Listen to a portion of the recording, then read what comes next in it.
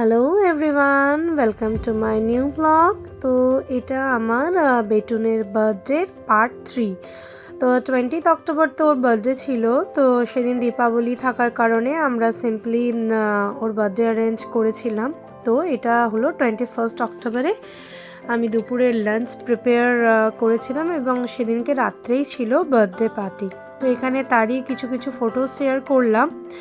তো এই লাঞ্চগুলো আমি প্রিপেয়ার করেছিলাম, পায়েস বসিয়ে দিয়েছিলাম সেদিনকে, জন্মদিনের দিনেও পায়েস করেছিলাম, সেদিনও পায়েস বসিয়ে দিয়েছিলাম গ্যাসে। এদিকে পায়েস হচ্ছে, তার সঙ্গে এই যে এখানে পমফ্রেট ফ্রাই হচ্ছে।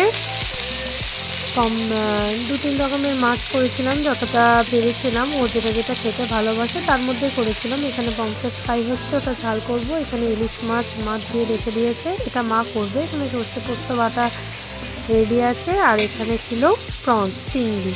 তো ও তো শ্রিম্প বলে এটাকে, মিডিয়াম ইয়েটাকে। তো ভীষণ খেতে ভালোবাসে, এগুলো করা হয়েছিল।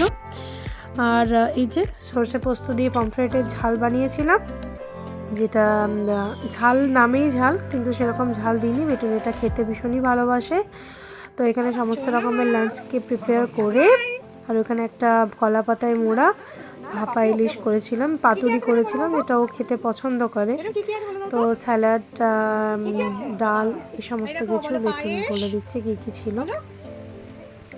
এটা ইলিশ পাতুরি, পোস্ত, বরবটি ভাজা, পেঁপে ভাজা, কুমড়ো ভাজা, আলু ভাজা, তারপরে পটল ভাজা, এটা চিংড়ি মাছ ভাজা, তারপর শ্রিম্প, স্যালাড, মুগের ডাল সবজি দিয়ে, চিংড়ি মাছ ভাপা, পমফ্রেট সরষে পোস্ত দিয়ে, এটা ইলিশ, এটা দেখি এদিকে বেটুন স্মাইল কিসে দাও। তো এই যে সমস্ত ডেকোরেশনগুলো আমি তুলে ধরলাম, যতটুকু পেরেছিলাম সেদিনকে করা হয়েছিল। গত দিন পোলাও খেয়েছিল, তাই আজকে সিম্পল ভাতটাই রেখেছিলাম। কিন্তু কি বলবো, এই সমস্ত কিছু অ্যারেঞ্জমেন্টসের মাঝখানে আমার বেটুনের হয়ে গেছিলো শরীরটা ভীষণ খারাপ, জ্বর চলে এসেছিলো। সকাল থেকে জ্বরের মেডিসিন দিয়েছি, তারপরে কাশি হচ্ছিল। তো সমস্ত জিনিসটার জন্য ও ভীষণ এক্সাইটেড থাকে, বার্থডে বলে তো ভীষণ এক্সাইটেড, কিন্তু তার মধ্যে শরীরটা খারাপ হয়ে চুপ করে শুয়ে থাকছিল, বেশি এনজয় করতে পারছিল না। আর আমরা সেদিনকে তো বুঝতে পারিনি যে ও হঠাৎ করে শরীরটা খারাপ হয়ে যাবে। সমস্ত প্রিপারেশনে টুকটাক আগের থেকে করে রেখেছিলাম সেদিনকে পার্টির জন্য।